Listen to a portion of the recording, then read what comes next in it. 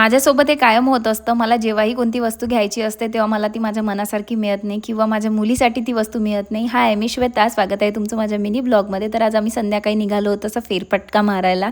आम्हाला जायचं कुठेच नव्हतं, बस एक चक्कर फिरून यायची होती आणि तेच काशूच्या निमित्ताने फिरायलाही मिळालं.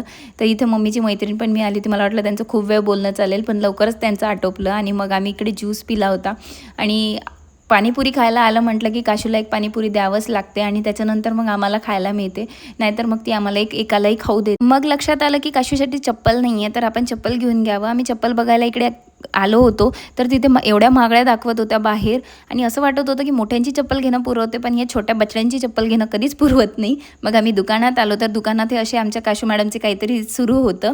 छोटे मुलं मिळाले की यांची मजाच असते आणि तिथे चप्पलही मिळाली नाही, तर मग ही अशी कशी बशी चप्पल घेऊन आम्ही तिच्यासाठी आलो. असंच असतं माझं नेहमी, मला मनासारखी गोष्ट मिळतच नाही. माझ्या मुलीसाठी असो किंवा माझ्यासाठी. तुमच्यासोबतही होतं का मला कमेंटमध्ये नक्की सांगा. Okay, bye.